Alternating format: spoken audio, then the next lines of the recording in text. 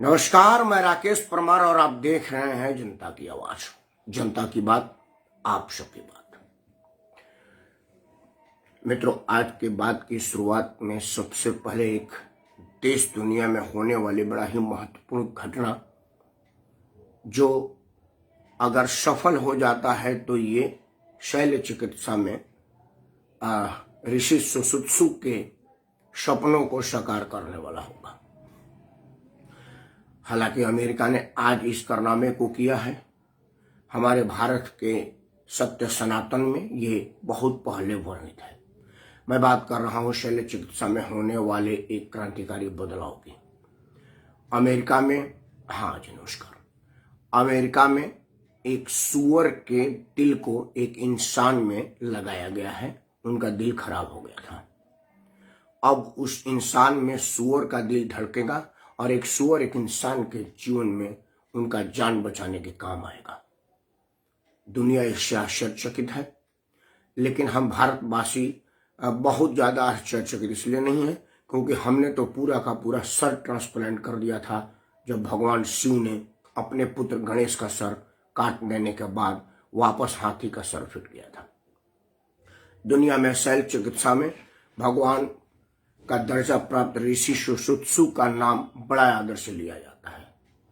Australia के शल्य विश्वविद्यालय के ठीक मेन गेट पर ऋषि सुश्रुतसु का आदम कद प्रतिमा बनी हुई है और हर ऑस्ट्रेलियाई विद्यार्थी जो शल्य चिकित्सा का पढ़ाई करने जाता है, पहले उनको नतमस्तक होकर प्रणाम करता है और उनसे अपना आशीर्वाद मांगता है। कहता है, हे ऋषि, हे मुनि श्रेष्ठ, आप हमको अपना आशीर्वाद दीजिए और अपने श्री चरणों में के धूल के बराबर भी हमको ज्ञान दीजिए। दुनिया आज लोहा मान रही है शल्य क्रिया का, शल्य चिकित्सा का।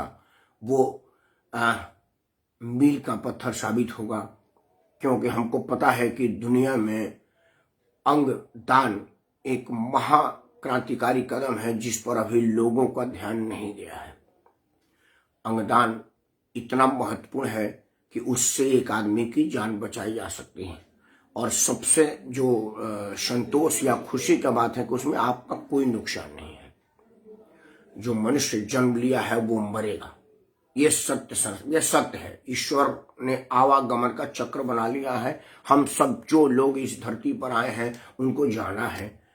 कितने दिन के बाद जाना है, किस माध्यम से जाना है, इसकी जानकारी हमें आपको नहीं है। वो ईश्वर ने अपने पास रखा है। लेकिन जो जाएगा वो अपने अपने धर्मों के हिसाब से उसकी गति होगी।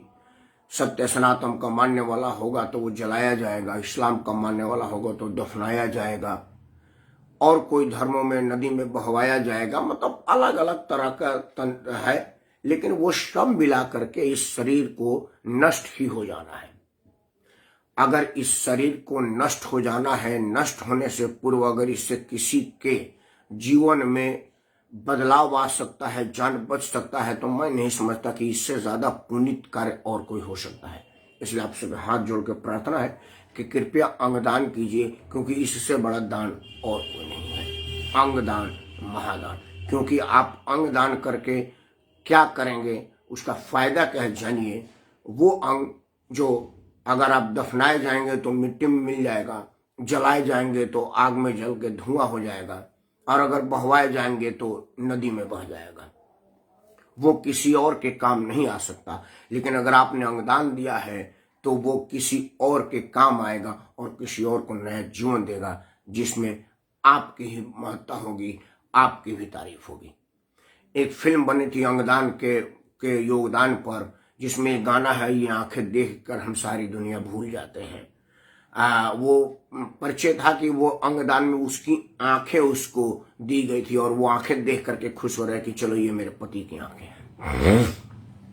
खैर, आंखें खुलने वाली बात मैं आगे भी रखने वाला हूं। मित्रों, एक बात, मिश्रा जी नमस्कार, कैसे मिश्रा जी, आशीर्वाद बनाए रखिएगा।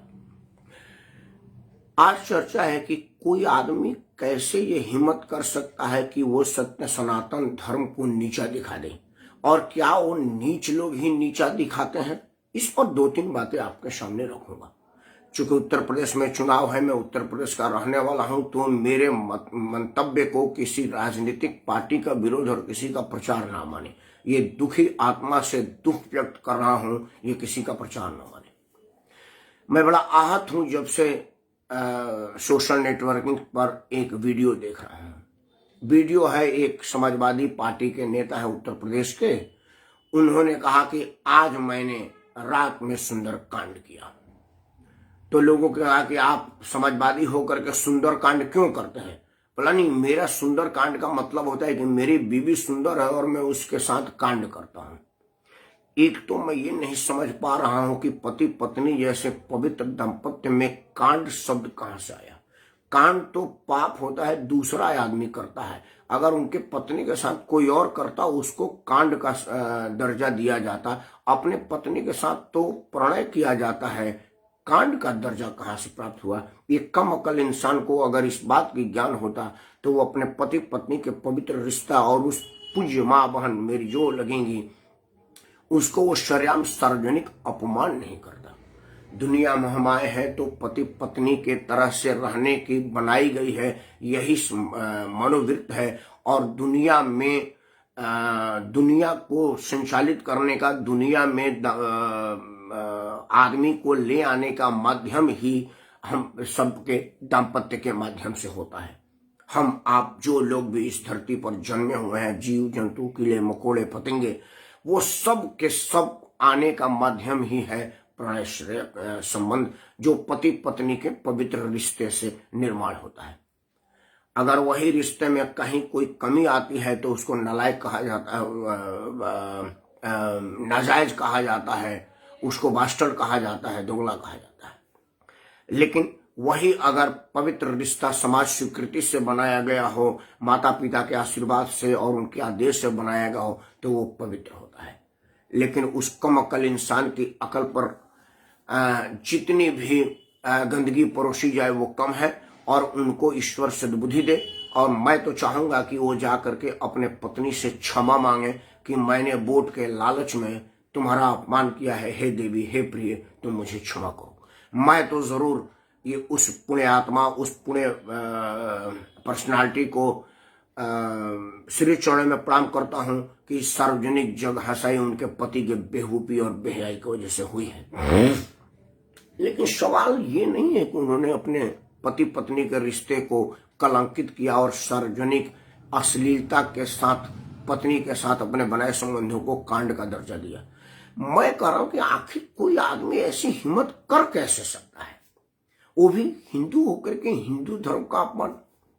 हमने देखा है कि जितने लोग सत्य सनातन धर्म का अपमान करते हैं उसमें कोई इक्का दुक्का सिरफिड़ा मुसलमान होगा, नहीं तो 99% लोग सत्य सनातन को मानने वाले ही होते हैं। आज चर्चा इसी पर हो। मित्रों, एक भ्रम हमारे मन में पाला गया है, हमारे दिमाग में बचपन से ही एक चीज डाली गई है। वो भ्रम है, अगर कोई आदमी मुसलमान धर्म में पैदा होता है तो मुसलमान है, सिख धर्म में पैदा होता है तो सिख है, ईसाई में पैदा है तो ईसाई है, अगर वो हिंदू धर्म में पैदा होता है तो धर्मनिरपेक्ष है। ये बचपन से ही समझाई जाती है। धर्मनिरपेक्ष मुसलमान नहीं होता, धर्मनिरपेक्ष ईसाई नहीं होता, धर्मनिरपेक्ष सिख नहीं होता है। सिख है वो सिख पर जस्टिस के लिए लड़ाई लड़ रहा है, मुसलमान है वो गजबा हिंद का सपना पाले हुए हैं, ईसाई है वो दुनिया में जीसस का सपना साकार हो इस बात को सतत प्रयासरत है। लेकिन जो सत्य सनातन का मानने वाला है उसे कहा यार हमने क्या करना दुनिया में फसाद करके, हम क्या करें, हम तो अपने रोटी में मस्त हैं। इसी वजह से वो अपने ही धर्म को गाली देकर के खुद का मजाक बना रहा है।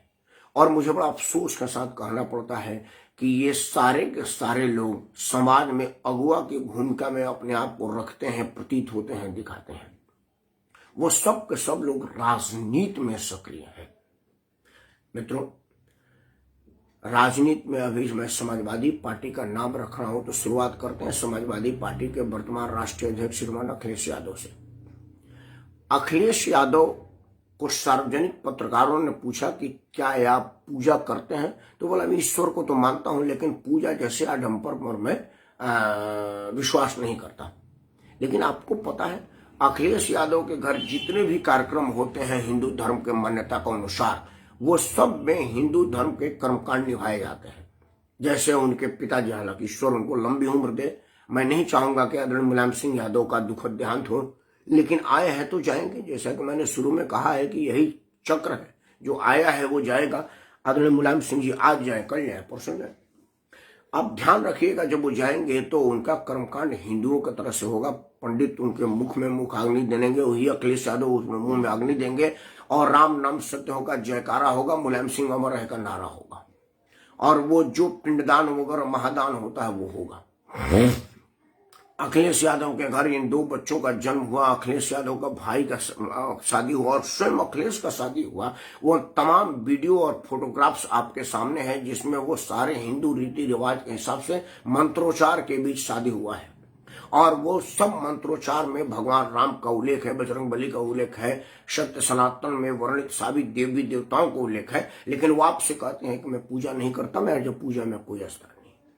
ये जो महाशय अपने पत्नी के साथ कांड कर रहे थे, उस पत्नी के साथ कांड करने का जो लाइसेंस उनको मिला है वो सत्य सनातन के हिसाब से मिला होगा, और उसमें सत्य सनातन का मंत्रोच्चार हुआ होगा, ये मैं गारंटी के साथ कह सकता हूँ। उनके बेटे की शादी में भी सत्य सनातन के हिसाब से हुआ होगा। तब ये दोगला पंथी क्यों, ये दोगलागिरी क्यों, आखिर क्यों, ये प्रश्न है और बड़ा मुश्किल है। मित्रों, इस प्रश्न का अगर एक साधारण सा जवाब हो और एक आसान सा जवाब हो, वो ये है। साधारण सा जवाब ये है कि हमारे मन में धर्म निरपेक्ष की एक भ्रम डाली गई है कि हम धर्म निरपेक्ष हैं, हम लोग लड़ाकू नहीं है, हम अपने धर्म के प्रति आशावान आस्थावान नहीं है। क्यों नहीं है मित्रों? अभी आपने देखा होगा कि बेअदबी के इल्जाम में एक सिख दलित युवक को काट करके ऐसे टांग दिया था किसानों ने, जैसे बकरा काट करके टांग दिया जाता है मीट शॉप पर, और कोई कुछ नहीं बोला। बोला जी ये पवित्र गुरु ग्रंथ साहिब का बेअदबी किया था। अभी अमृतसर के एक मंदिर में बेअदबी के लिए एक आदमी को पीट पीट करके मार दिया गया। यही बात एक लुधियाना में हुआ है। वहां बेअदबी की आशंका मात्र से ही पीट दिया जाता है। अभी कोई आदमी कह दे कि किसी ने पवित्र कुरान का अपमान किया है, उसका गर्दन कलम करने के लिए सऊदी अरब से फरमान आ जाएगा कि गर्दन कलम करिए और इतना करोड़ रुपए ले जाइए। लेकिन हमारे देवी देवताओं के मूर्तियों पर पेशाब करते, थूकते, जूता मारते, अपमानित करते हुए तमाम तस्वीर लोग डालते हैं, और वो सुकून से उनका कोई बाल बांका भी नहीं कर सकता। और ज्यादा प्रचलित हो जाएगा तो उसको वाई ग्रेड की सुरक्षा मिल जाएगी, एक्स ग्रेड की सुरक्षा मिल जाएगी, पुलिस का व्यवस्था मिल जाएगा। क्यों? क्योंकि हम सब लोग इस विषय पर बहुत ध्यान से नहीं करते, बहुत गहरा रिएक्ट नहीं करते हैं। और दूसरा और सबसे महत्वपूर्ण बात है कि हम उन सब लोगों को चुनाव के माध्यम से जितवाते हैं।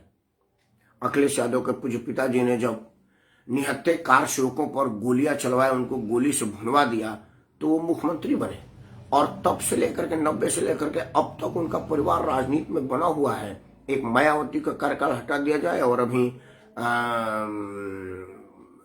पूज्य योगी आदित्यनाथ जी का हटा दिया जाए तो मुख्यमंत्री के गद्दी पर बैठे भी हैं। उनके पिताजी देश के रक्षा मंत्री जैसे पवित्र, ऑनरेबल और शानदार सीट को सुशोभित कर चुके हैं, क्योंकि उन्होंने निहत्थे कार सेवकों पर गोली चलवाया। कल्पना करें कि क्या वो काबा में पुलिस का डंडा चलवा करके भी जीवित रह सकते? क्या ऐसा रहने की हिम्मत कर सकते थे? सोच भी सकते थे? नहीं, क्योंकि वो लोग यूनाइट है। हमें तो सबसे पहले हत्या या दंगा फसाद को हथियार नहीं बनाना है, लेकिन जो लोकतंत्र में सबसे बड़ा हथियार आपके पास है चुनाव, उस चुनाव के माध्यम से तो हम उनको जवाब दे सकते हैं, अपना विरोध दर्ज करा सकते हैं। लेकिन मैं दावे के साथ कह सकता हूं कि वो कम अकल इंसान जो समाजवादी पार्टी का अपने पत्नी के साथ कांड करने का सार्वजनिक बयान किया कि हमारा सुंदर कांड मतलब सुंदर पत्नी के साथ कांड, वो आदमी चुनाव जीतेगा, क्योंकि वहां के सारे कम अकल लोग उसको वोट देंगे, क्योंकि उसको आपके कम अकली पर भरोसा है। उसे पूरा भरोसा है कि हिंदू धर्म में लोग कम अकल होते हैं, वो रिएक्ट नहीं करते, और उनको इस बात का कोई फर्क नहीं पड़ता कि कौन उसके धर्म को गाली दे रहा है और कौन उसका अपमान कर रहा है। हम जब तक इसको सहते रहेंगे, लोग हमारे देवी देवताओं को तो बहुत दूर, अपने माँ बहनों को गाली देंगे, क्योंकि पता है कि आप नपुंसक कौम हो, आपका कोई कुछ नहीं कर सकता, आपके साथ कोई कुछ नहीं कर सकता। क्योंकि जिंदा कौमें चुपचाप नहीं बैठती, वो अपना विरोध करती हैं। और विरोध करने के लिए आपको हथियार उठाने का नहीं कर रहा हूं, मैं आपका हाथ जोड़ के प्रार्थना करता हूं कि कृपया हथियार उठाने जैसी गलती मत करिएगा। कानून का हाथ में लेंगे तो योगी की पुलिस है, आपको सीधा कर देगी। क्या करेगी आपको पता है, आपका स्थान कहाँ है आपको पता है। लेकिन एक बात तो आप कर सकते हैं, जब आप मतदान करने जाए तो मताधिकार के माध्यम से उन कम अकल इंसान को बताइए कि हम सत्य सनातन का अपमान बर्दाश्त नहीं कर सकते। हमारे सत्य सनातन में हथियार उठाने की वर्जित है। उत्तर प्रदेश में योगी आदित्यनाथ के जमाने में बल प्रयोग करने और कानून को अपने हाथ लेने की इजाजत नहीं है, लेकिन अपने उस बेहुदे इंसान के सामने वाला बटन दबाने से तो रोक सकते हैं। उनका बटन तो ना दबाए, बटन तो आप उस उम्मीदवार का बताए जो सत्य सनातन धर्म का पूजा करता है, सत्य सनातन धर्म का आदर करता है, जो टेंट से भगवान राम को उठा करके भव्य मंदिर में लाने का काम कर रहा है। आप उसको तो मतदान के माध्यम से जिता सकते हैं, बता सकते हैं। दूसरा आप कहेंगे कि राकेश परमार, हर आदमी तो चुनाव नहीं लड़ रहा है, सनातन धर्म का अपमान तो हर गली कुछ एक आदमी कर देता है, तो कम से कम आप उसका बहिष्कार तो कर सकते हैं। जैसे उसने सत्य सनातन का अपमान का शुरुआत किया, आप वहां से जा तो सकते हैं। क्योंकि हमारा मानना है कि अगर कोई आदमी आपके सत्य सनातन धर्म का अपमान कर रहा है तो आपका मुंह तोड़ दीजिए। लेकिन मुंह तोड़ना चूंकि कानून को हाथ में लेने जैसा है, तो कम से कम वहां से हट तो जाइए। ये तो कर सकते हैं ना, ताकि आपके इस पवित्र कानों को उस गंदी शब्दों से सामना न करना पड़े। और जैसे ही आप वहां से हटने प्रारंभ कर देंगे, उसको लगेगा कि यार कोई आदमी सुन नहीं रहा है, मतलब सत्य सनातन का अपमान कोई बर्दाश्त नहीं कर रहा है, तो वो लोगों को समझ आ जाएगी और वो सत्य सनातन धर्म का आदर करने लगेंगे। लेकिन ऐसा करेंगे नहीं, क्योंकि सत्य सनातन को अपमान कोई आज नई बात नहीं है। सत्य सनातन का अपमान तो जिस दिन देश आजाद हुआ था उसके पहले ही नींव पड़ गई थी। अंग्रेजों को इस बात का बड़ा चिंता था कि ये देश सोने की चिड़िया क्यों बनी है।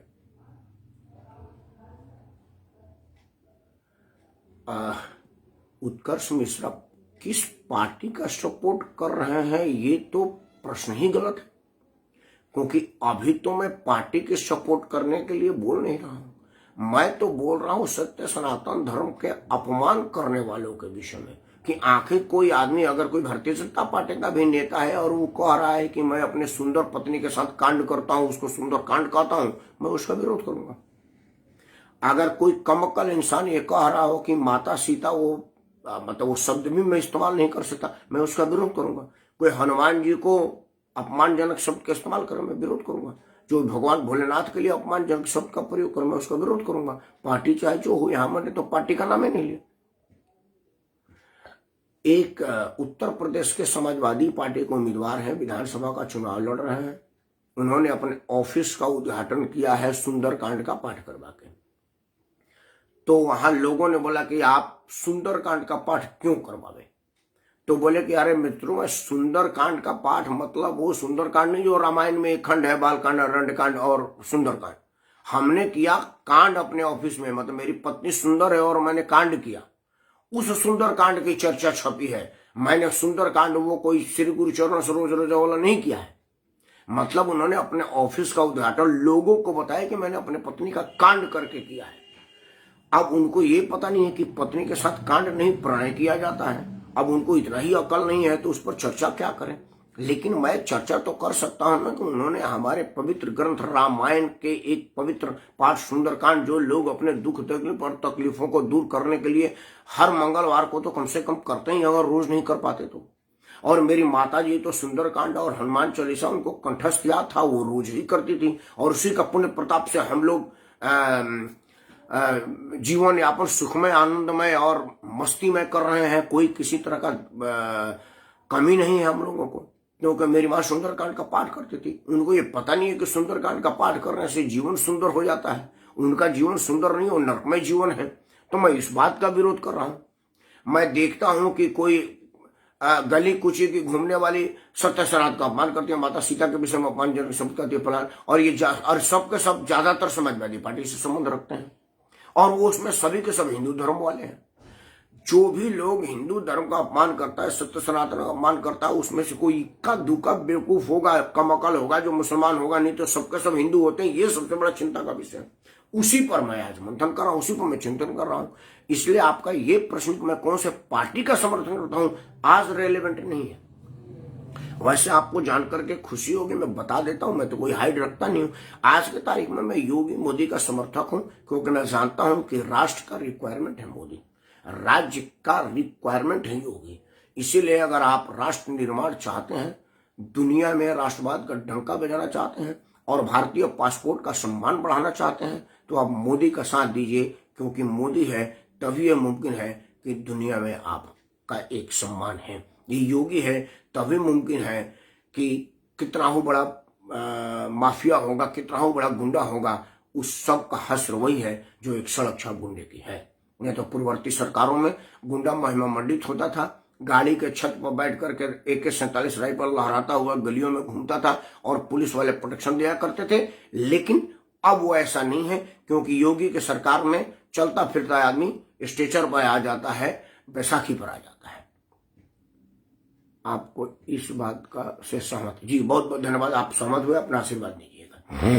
खैर, बात जो असल सत्य सनातन को हो रहा है उस पर मैं ऐसा अपमान क्यों कर पाते हैं लोग, इस विषय पर आपको बता दूं, आपके माध्यम से औरों को बता दूं। तो मित्रों, हुआ क्या कि अंग्रेज जब 1857 में मुंह की खाए हमारे परम श्रद्धेय मंगल पांडे जी की वीरता से, कुंवर सिंह की वीरता से, रानी लक्ष्मीबाई, झलकारी बाई और बेगम हजरत महल जैसे महान क्रांतिकारियों के पौरुष को जब उन्होंने देखा तो कहा कि यार क्या हुआ।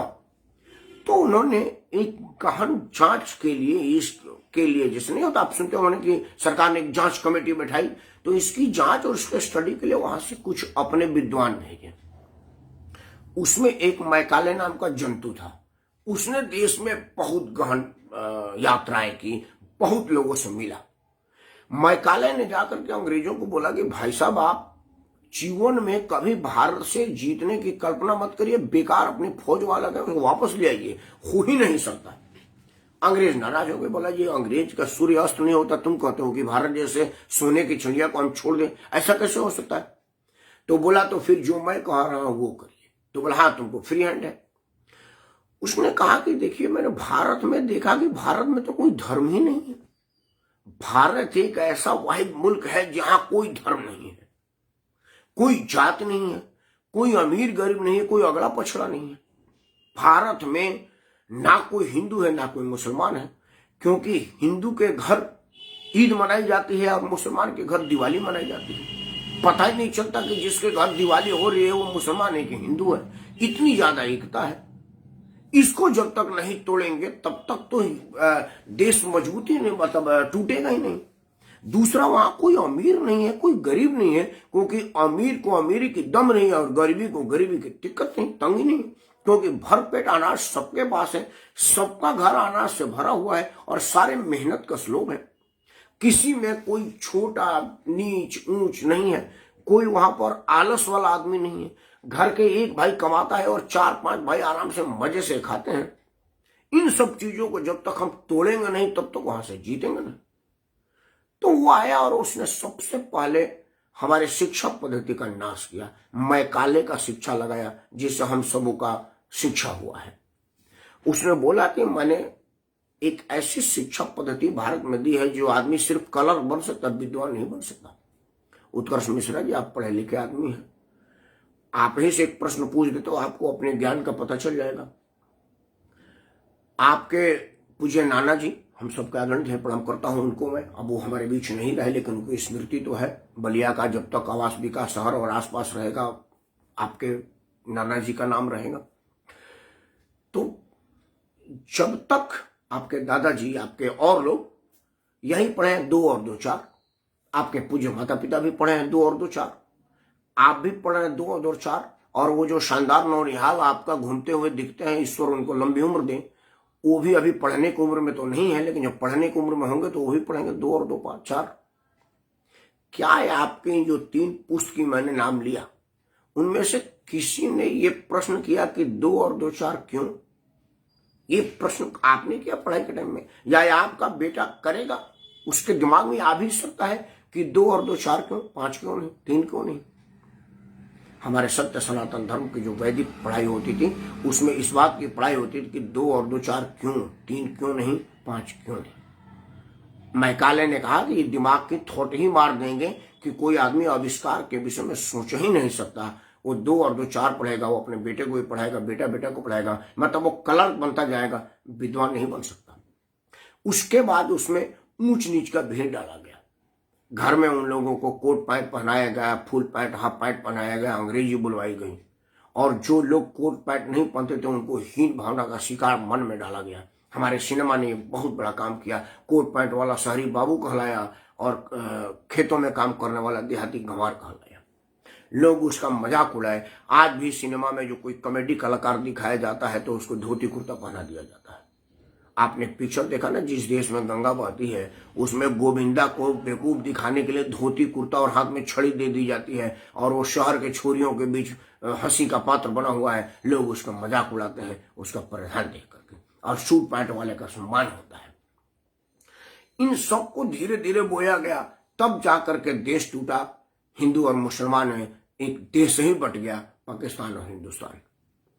अब आया जब अंग्रेजों की एक बात है कि यार मुसलमान हिंदू तो हम बांट दिए, लेकिन ये अगर सिर्फ हिंदू नाम का एक देश रहेगा तो ये तो किसी और को सुनेंगे नहीं। तो भगवान राम के सुनते हैं, हनुमान के सुनते हैं, शिव जी के सुनते हैं, माता सीता और दुर्गा जी के सुनते हैं, और ये सब लोग तो इनके दिमाग में भरे हुए हैं, तब तक तो इनका हो ही नहीं सकता।